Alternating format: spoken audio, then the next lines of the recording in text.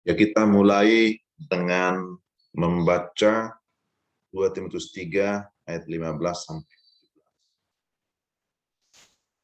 17. Ya. Bisa dilihat Alkitabnya. 2 Timotius 3 ayat 15 sampai 16. Ini juga ada ya. Ingatlah juga bahwa dari kecil engkau Alkitab suci yang dapat memberi hikmat kepadamu dan menuntun engkau kepada keselamatan oleh iman kepada Kristus Yesus. Segala tulisan yang diilhamkan Allah memang bermanfaat untuk mengajar, untuk menyatakan kesalahan, untuk memperbaiki kelakuan, dan untuk didik orang dalam kebenaran. Dengan demikian, tiap-tiap manusia kepunyaan Allah diperlengkapi untuk setiap perbuatan baik. Nah, itu 2 Timotius 3 ayat 15 sampai 17.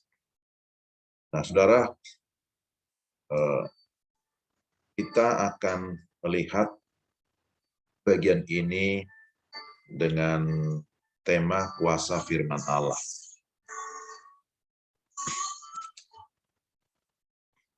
Jadi ada 3 hal sebenarnya yang kita mau lihat melalui firman Tuhan ini. Pertama, firman menuntun pada keselamatan. Dalam ayat 15 dikatakan, ingatlah juga bahwa dari kecil engkau sudah mengenal kitab suci yang dapat memberi hikmat kepadamu dan menuntun engkau pada keselamatan oleh iman kepada Kristus Yesus. Saudara, firman Tuhan ini disampaikan oleh Rasul Paulus kepada Timotius yang disebut sebagai anak yang dikasihi, atau anak rohani, dan dikenal sejak masih kecil. Jadi Timotius ini dia sudah belajar mengenal kitab suci sejak dia masih kecil di bawah bimbingan orang tuanya ya, khususnya Eunike, dan neneknya yang bernama Louis.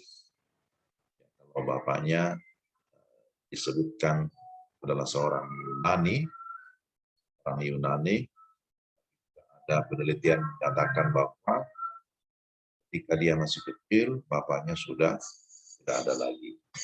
Tapi poinnya adalah bahwa kitab suci atau yang kita sebut sebagai Alkitab, itulah yang memberikan hikmat, itulah yang menuntun seseorang kepada kepastian keselamatan oleh iman. Mengapa oleh iman? Karena memang iman itu muncul atau timbul dari pendengaran firman. Itulah yang menjadi dasar iman, dan iman itu ditujukan Kristus Yesus yang menjadi Tuhan dan Juru. Maka di sini Rasul Paulus berkata, ingatlah, jangan lupakan, ingatlah. Dari kecil engkau sudah mengenal kitab suci, dan kitab suci itulah yang menjadi, kitab suci itulah sumber hikmat, kitab suci itulah yang menuntun engkau keselamatan. Nah, ini yang pertama yang mau tegaskan di sini.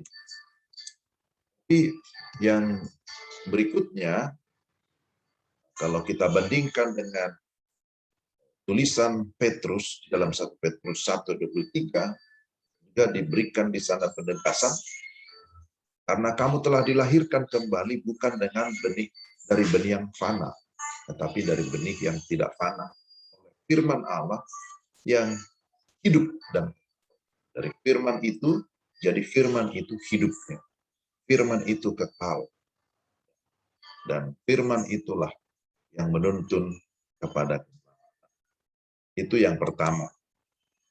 Tapi yang kedua, bahwa firman itulah yang menolong kita mengalami pertumbuhan. Kita tidak hanya lahir akan kembali secara rohani, tetapi membutuhkan pertumbuhan. Dalam ayat 16 dikatakan segala tulisan yang diilhamkan Allah memang bermanfaat untuk mengajar, untuk menyatakan kesalahan, untuk memperbaiki kelakuan, dan untuk mendidik orang dalam kebenaran. Inilah yang kita lihat manfaat ataupun fungsi firman yang menuntun kita tumbuhan. Perhatikan diagram ini ya. Pertama dikatakan mengajar.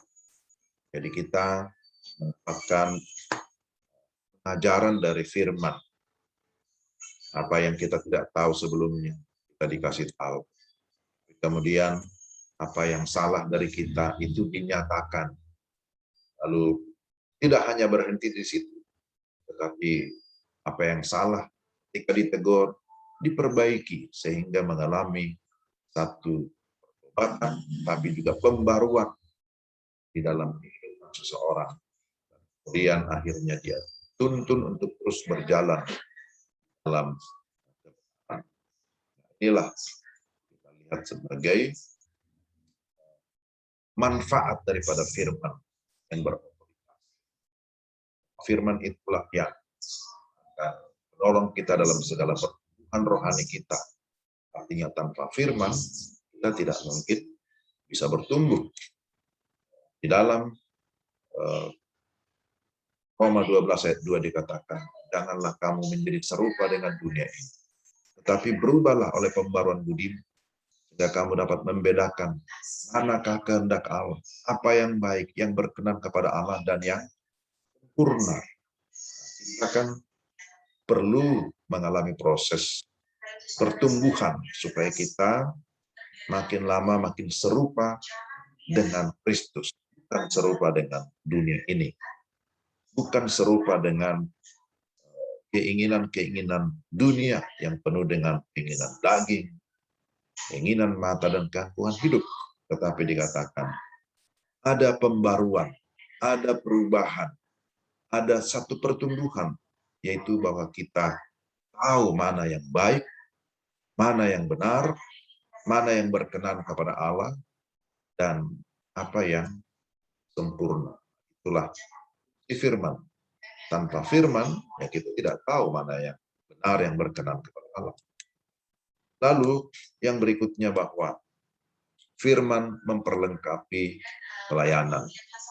Ketika kita sudah mengalami kelahiran baru, kita mengalami pertumbuhan menuju kepada kedewasaan, maka Tuhan punya maksud supaya kita masuk ke dalam pelayanan.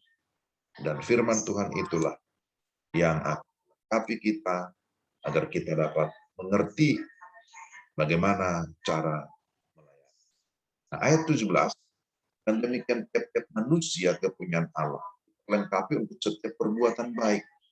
Perbuatan baik yang dimaksud bahwa kita haruslah aktif di dalam melayani sebagaimana yang Tuhan perintahkan, bahwa kita harus melayani. Kalau kita mengasihi Dia, maka kita mengasihi sesama. Sama artinya kita melayani satu dengan yang lain.